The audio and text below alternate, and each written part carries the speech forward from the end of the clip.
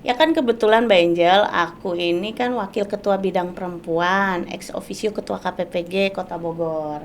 Nah, di sini juga memang concern sekali tentang permasalahan isu perempuan. Nah, itulah yang harus kita tekankan, yang dimana kita harus membela ataupun mencari solusi untuk masalah-masalah perempuan, dan hanya perempuan yang bisa membantu itu semua gitu. Bukan berarti kita tidak mempercayai laki-laki, tetapi lebih memahami, lebih mengerti, dan bisa langsung merasakan apa yang dirasakan perempuan tersebut. Selamat datang di program Kabar Golkar, Kagols. Kader Ngobrol Santai, menyajikan obrolan santai bersama para kader muda Partai Golkar yang akan menuju ke parlemen baik tingkat pusat maupun daerah, provinsi, kabupaten, dan kota di tahun 2024 mendatang. Halo Sobat Kagol, terima kasih dan senang rasanya kita ketemu lagi dalam program Kagols, Kader Ngobrol Santai, yang mana sebelumnya sudah ada episode-episode yang lalu ya, jadi wajib untuk ditonton. Nah, kali ini kita akan bertemu dengan narasumber, yaitu Mbak Karina Prabowo Sanger yang merupakan seorang pengusaha dan politisi. Nah, mau tahu lengkapnya seperti apa? Ayo kita simak. Selamat siang Mbak Karin. Siang Mbak Angel. Terima kasih sudah hadir di rumah sederhana kami ini. Siap. Di kantor Kabar Golkar hari ini. Mengingat Mbak Karin, kita udah ganti reschedule berapa kali ya, saking sibuknya beliau ya. 4 kali sesuai partai. Siap. Nah, kita akan nanya-nanya nih Mbak. Kebetulan Mbak Karin merupakan DPR, pemilihannya nanti di DPRD Kota Bogor Dapil 3. Jadi memang Kagols ini Mbak Karin, ini Kader Ngobrol Santai ini merupakan podcastnya anak-anak muda yang memang memberi ruang kepada anak-anak muda yang belum kemarin belum sempat ya memenangkan atau memang baru gitu. Jadi kita mewadahi ini dalam program podcast ini Kagols, yang mana ini khusus anak-anak muda. Khusus anak-anak muda yang nanti akan berjuang nih di pemilu 2024. Mantap. Gitu. Okay. Nah, Mbak Karin, kita akan nanya-nanya nih. Kesibukan apa sih sehari-hari saking kita di reschedule-nya di bolak-balik ya? Aduh, terima kasih sebelumnya nih Mbak Angel, aku udah diundang ke sini. Kesibukan aku hari-hari ya, namanya perempuan itu punya 3 peran. Kalau saya, Karina punya 3 peran, yaitu sebagai seorang ibu, seorang istri, dan juga sebagai pengusaha, dan juga sebagai politisi. Politisi. Ya, masing-masing itu punya perannya masing-masing. Kalau pasti dari pagi kita sebagai orang ibu menyiapkan untuk anak-anak berangkat sekolah, dan sudah menjelang jam 8 ke atas kita sudah menjadi pengusaha. Apa aja diusahakan. Oh gitu ya, singkatnya pengusaha apa saja diusahakan gitu ya. Jadi kebetulan aku produsen bikin insenerator, mesin pembakaran sampah, yang sekarang tuh lagi happening banget untuk TPA yang sedang tutup. Memang bukan direkomendasikan bahwa insenerator ini adalah produk yang harus dianjurkan bahwa menggunakan insenerator. Tapi insenerator ini dipakai di akhir. Jadi sudah dipilah, sudah dikompos segala macam, dan hasil residunya itu masuk ke insenerator. Gitu. Jadi tapi nyatanya untuk saat ini TPA tuh sudah kewalahan, udah pada numpuk, udah menggundung-gunung, udah bahkan yang di Bandung terakhir itu sudah kebakaran gitu kan, karena memang nyimpen gas metan di bawahnya gitu. Ya, kita sebagai mempunyai solusi masalah sampah, ya berkelana lah kita, ya menawarkan produk kami. Ya, aku bilang ke semua Pemda bahwa khususnya Dinas LH ya, bahwa kami bukan hanya menjual produk Dodika insenerator, tetapi kami mendampingi mereka untuk menyelesaikan masalah sampah gitu Mbak Angel. Jadi ya agak lumayan padat. Kemarin terakhir saya di Bali memang cukup lama karena concern sampai, kalau yang lain kan waktu kemarin tuh G20 ya, ngawal kepala negara, kalau saya ngawal sampah Mbak Angel. Segitunya kecintaan sama sampah, jadi saya harus kawal sampahnya biar nggak bercecer dan kemana-mana, sesuai dengan konsep setiap DLH punya, harus selesai gitu. Nah kebetulan sama konsep kami Dodika Insenerator tuh selesai di Sumber, jadi tidak dibawa lagi ke TPA gitu Mbak Angel. Itulah kesibukan sehari-hari jadi seorang pengusaha. Tadi cerita pagi-pagi udah ngurusin dulu ya keluarga, ngurusin dulu ya kan. Hari ini juga anaknya Mbak Karin ulang tahun loh, sampai datang ke sini dulu. Nanti kita agak dipercepat-cepat ya pertanyaannya untuk surprise anaknya, ya ampun. Nah terus nih dari seharian ini ya. Terus gimana cara membagi waktu tuh? Kan multiperan banget ya perempuan gitu. Ini dari pekerjaan sehari-hari gitu ya. Apalagi kemarin sempat ke Bali gitu ya. Terus turun dapilnya gimana coba? Nah, kita melihat situasi dan kondisi. Kebetulan saya dipercaya di DPD Kota Bogor itu menjadi salah satu wakil ketua bidang perempuan ex officio ketua KPPG Kota Bogor. Jadi sesuai peran kami diberi tugas menjadi seorang ketua, berarti kan kita sudah menyelesaikan konsolidasi sampai tingkat grassroots. Berarti kan kita punya pengurus. Nah, itu kita gerakan. Khususnya untuk perempuan-perempuan di daerah ini yang harus kita picu mereka, beri semangat segala macam, karena jangan dilihat untuk saat ini pengurusan mereka cuma masuk di anggota apa, tapi picu mereka untuk next berikut dia bisa jadi seperti saya gitu, contoh kayak gitu. Dan di situ kita selalu memberi edukasi. Dan aku turun ke dapil pun alhamdulillah ya banyak didukung sama ibu-ibu. Ya terutama perempuan lah ya. Terlepas dari laki-laki gitu, tapi hampir 75% itu ibu-ibu. Saya turun di sana konsolidasi sesuai dengan timeline yang memang kita tim sudah buat gitu. Jadi bisa dibagi lah waktu 3, Karina ini sebagai ibu rumah tangga, pekerja, dan juga politisi gitu. Yang nanti akan berjuang di 2024. Amin. Jadi kalau Mbak Karin ini lebih terkonsep ya, karena timnya sudah ngasih jadwal gitu ya untuk di dapil 3 ini ya, DPRD Kota Bogor, Kecamatan Bogor Barat gitu. Iya. Kelurahannya ada berapa? Itu ada 16 kelurahan, memang sedikit tapi cukup luas juga gitu ya.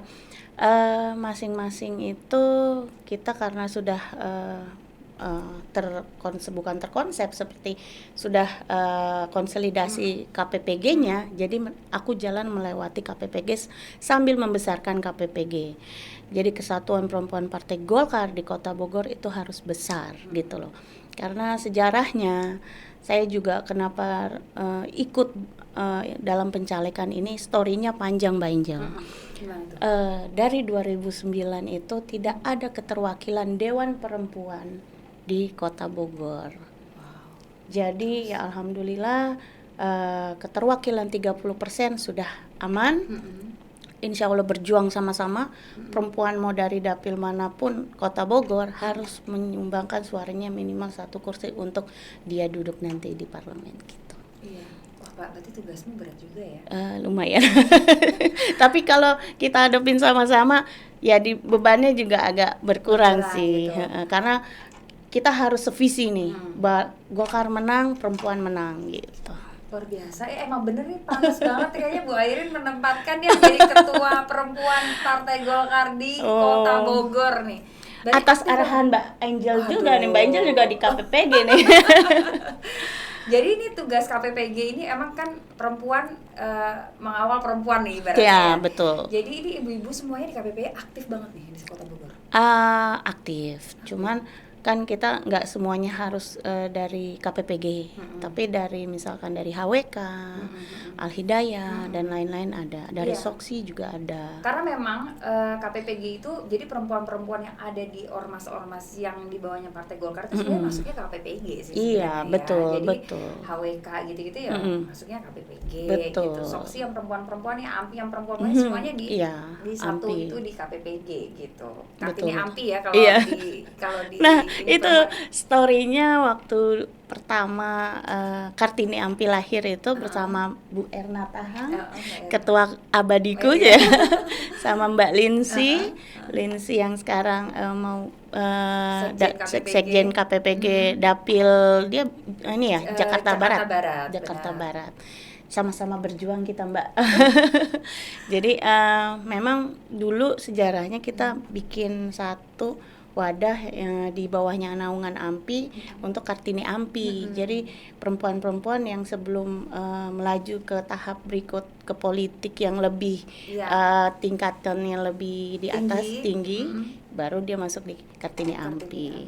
Jadi dulu awalnya di Kartini Ampi ya? Kartini Ampi. Enggak di awalnya sih menciptakan Kartini Ampi yang menciptakan konde-kondenya sampai baju-baju. Oh gitu ya? ADART. Itu terlibat ternyata terlibat. Ya. Jadi tapi pertama kalinya itu terjunnya itu di mana itu?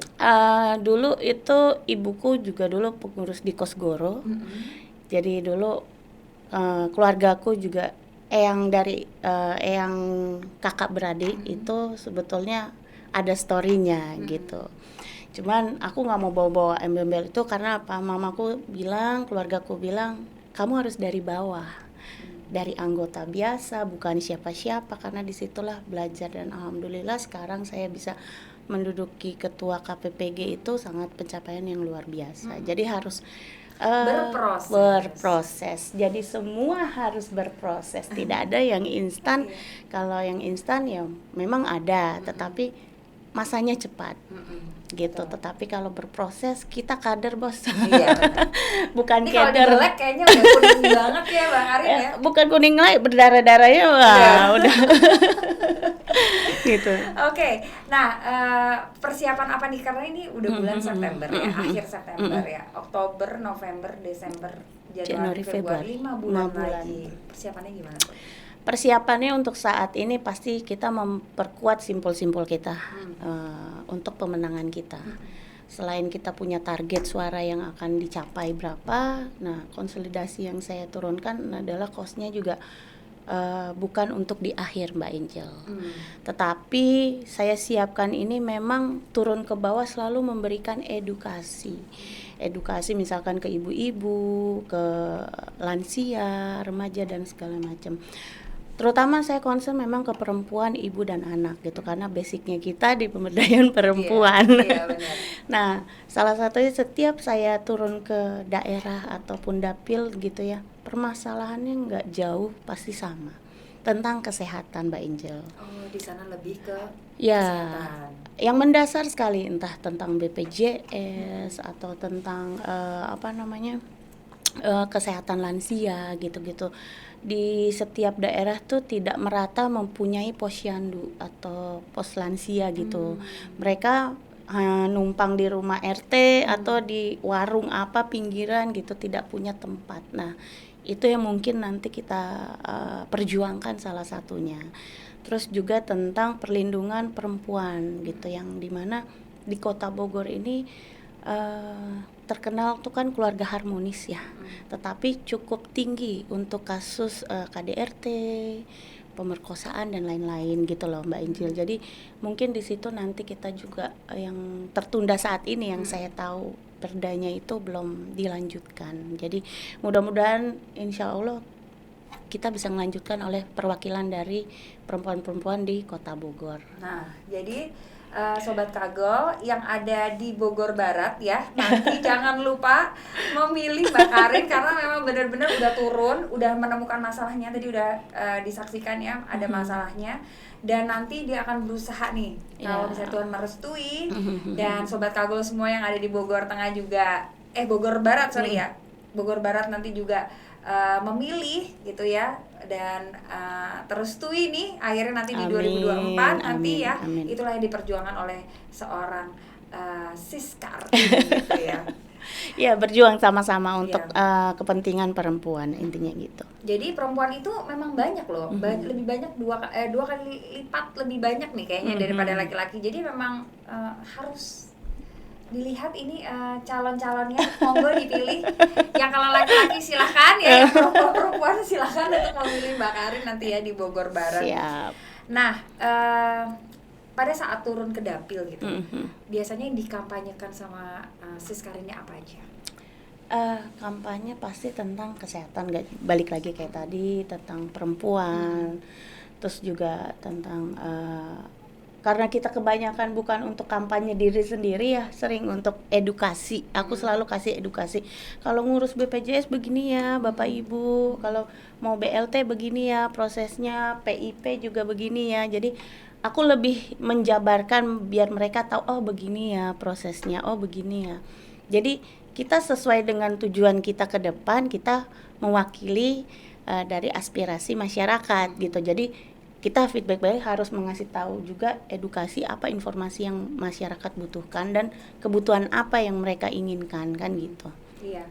Tadi maksud aku pertanyaannya tuh lebih condong ke Mbak Karinnya, gitu. Sis Karinnya nih aku ngomongin. Gimana kelebihan apa yang ditonjolkan gitu loh? Kelebihannya pada saat apa turun ya? ketemu ibu-ibu gitu. Ini kan ini memang masih DCS ya, memang masih DCS. Makanya belum. aku agak takut panwasnya nulis surat cinta lagi. Sebetulnya nggak spesifik, makanya aku bilang aku nggak terlalu mengkampanyekan diri aku sendiri, tetapi lebih manfaat gitu, manfaat para caleg kita di Bogor Barat ini dari Partai Golkar khususnya siap untuk membantu masyarakat, mensejahterakan masyarakat, intinya gitu aja sih Mbak Angel. Oh, jadi lebih membantu menyelesaikan permasalahan yang ada di Bogor Barat gitu ya, lebih ke situnya ya. Oke. Dan memang kalau untuk sekarang emang boleh kampanye, nggak boleh kampanye. Tapi aku punya moto sih, Mbak. Apa tuh, silakan. Sesuai dengan ketum kita, Bu Airin. Izin Bu, saya ikut-ikutan juga. Jadi Karina bukan yang lain. Karina bukan yang lain. Tepuk tangan dong. Hashtag Karina bukan yang lain. Iya. Oke, baik. Nah, Siap. nanti nih rencananya masih DCS ini nomor berapa ya? Ya kayaknya masih tetap Masih sih. ya, di nomor 3. Saya di gitu. nomor 3, DCT ya mudah-mudahan nggak berubah sih, pasti kayak nggak berubah kayaknya. Jadi diharapkan untuk Sobat Kagol di Bogor Barat, silahkan untuk memilih nomor 3 ya. Ini aku langsung jor-joran aja ya, karena emang ini podcast ini emang nanti akan membantu seluruh Sobat Kagol, mungkin bisa menyebar juga nanti, bisa di-share linknya. Jadi yang ingin tahu tentang sosok Sis Karin ini kayak gimana ya bisa ditonton gitu di program ini gitu ya. Atau ketemu langsung. Langsung boleh, nanti langsung komen ya. Atau Instagramnya apa ya? Karina Golkar. Karina Golkar. Iya. Jadi bisa minta ketemuannya atau kesini dong gitu, kesini dong. Aku gitu ada ya. posko kebetulan posko di di mana, dekat RSUD Jalan Darul Quran. Depan Kecamatan Bogor Barat, jadi bisa mampir silakan. Iya. Bebas di situ. Itu, Bisa sharing-sharing, bisa ngobrol ataupun memberikan masukan gitu ke kita. Itu ada yang jaga kan di sana? Ada tim kita selalu di sana. Oke, keren loh udah punya posko. Nah, ini trik kampanye ini kan sebenarnya kampanye itu sangat membutuhkan hepeng yang banyak ya kan. Ya kan Mbak, itu bener-bener ya kan. Itu pertanyaan lo buat semua, mungkin bisa dijelasin tuh trik apa sih sebenarnya biar bisa meminimalisasi gitu, walaupun Mbak Karin ini sudah mandiri ya, Sobat Kagol ya, dia seorang pengusaha gitu. Tapi kira-kira ya untuk meminimalisasi keluarnya uang berlebihan atau jor-joran tuh kayak gimana? Kalau aku untuk pribadi sendiri sih sebetulnya kita sudah menyiapkan anggaran, namanya kita mau nyalek pasti bohong kalau nggak ada cuan gitu kan, pasti akan keluar uang gitu untuk konsolidasi segala macam. Nah itu RAB yang kita siapkan itu ya untuk persiapan kita untuk nyalek ini ya sekarang gitu loh, bukan di akhir gitu, karena kita mendidik masyarakat ya jangan main di akhir lah gitu. Kita sekarang udah pintar memilih gitu, udah pintar untuk berpikir yang cerdas untuk 5 tahun ke depan.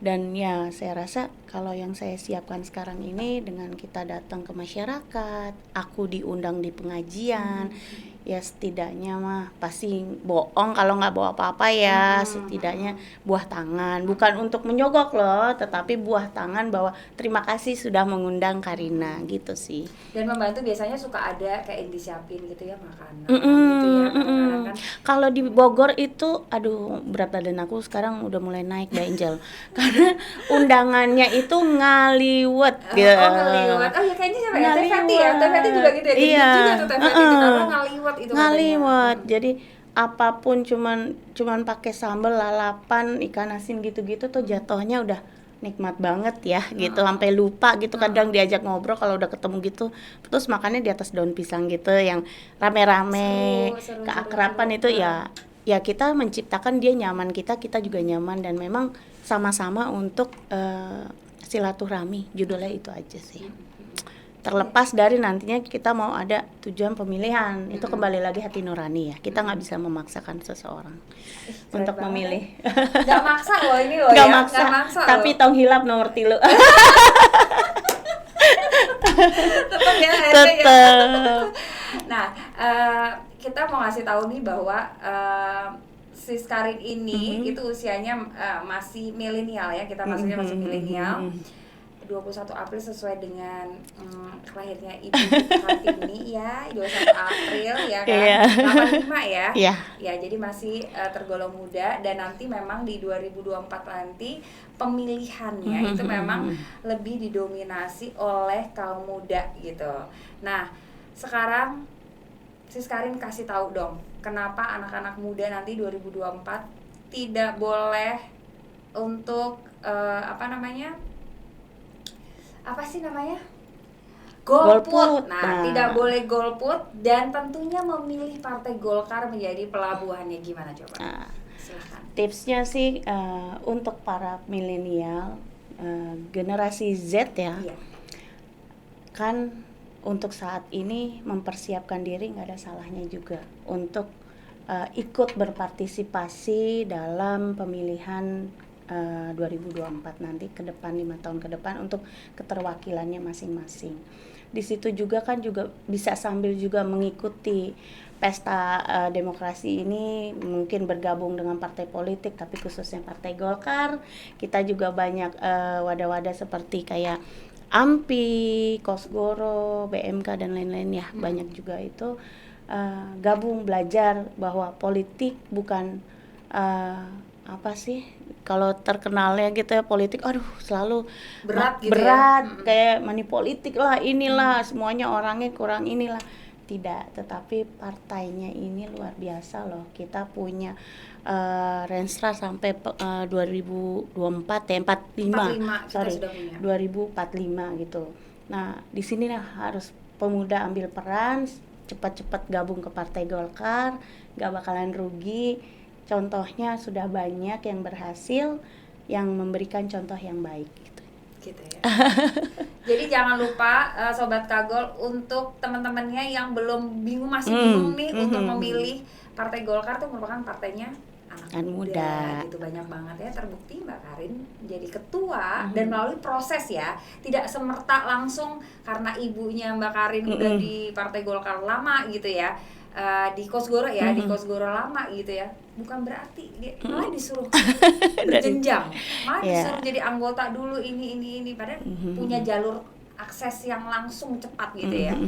Jadi memang jangan salah untuk di 2024 nanti memilih nomor 4 itu partainya Partai Golkar. Dan tentu saja di kertas suara nanti untuk Kota Bogor Dapil 3 Tong hilap nomor 3. Nomor 3. Nah, aku jadi belajar kan Sunda gitu. Nah, Siap, ini Mbak siap. Karin, aku mau ngasih tahu nih, ada dari tim kreatif kita. Kita akan menanyain Mbak Karin nih, Sis Karin, jawab cepat ya. Aduh, Jadi apa dimohon tuh? untuk menjawabnya secara cepat ya, dan nggak usah lama-lama gitu jawabannya nih. Satu kalimat pakai bahasa anak gaul Kota Bogor. Tong hilap nomor 3 nya. Bisanya itu kali ya. Terus tempat yang paling hit tongkrongan anak muda di Bogor Barat. Warmindo. warung itu? kopi, Indomie. Soalnya banyak loh. Kalau udah menjelang malam, soalnya kan kalau di Kota Bogor itu jam 10 biasanya udah banyak yang tutup. Jadi kalau Warmindo tuh bukanya sampai malam Oke. gitu. Oh, 24 jam itu bukan? Iya, bisa 24 juga, jam, ada ya, juga. Oke. Makanan khas Bogor. Talas Bogor. Oh iya, khas Bogor. Oke. Wisata Bogor yang menarik dikunjungi. Kebun raya pastinya. Udah gratis. Luas, menghirup oksigen. ya. Sekarang kita lagi nggak baik-baik saja ya udaranya. Banget. Ya, jadi jangan lupa untuk datang ke Bogor ya. Kota Bogor. Kota Bogor ada. Udah nggak macet kok sekarang. Oh gitu ya. Apa yang diistimewakan dari Kulinernya banyak banget di Jalan Surya Kencana, terus di Panduraya banyak deh pokoknya. Itu yang jadi salah satu dan masih seger karena masih banyak pohon-pohon Betul di sana ya. Gitu deh Sobat Kagol. Kayaknya terima kasih banyak. Ini kita Thank udah you, banyak Mbak Angel. ngobrol dari keseharian hingga memilih Partai Golkar menjadi tempat pelabuhannya Mbak Karin Siap. gitu ya. Terima kasih Sobat Kagol sudah mendengarkan. Jangan lupa nanti tong hilap Tong hilap nomor 3. nomor kilo ya. Aku sampai lagi mikir lagi. Di 2024 jangan sampai golput, harus datang ke TPS terutama untuk kalian yang masih anak-anak muda ya, Gen milenial dan Gen Z, oke? Dan terima kasih udah mendengarkan. Kalau misalnya ada salah-salah mohon maaf dan ambil baiknya buang buruknya. Assalamualaikum warahmatullahi wabarakatuh. Waalaikumsalam. Dah.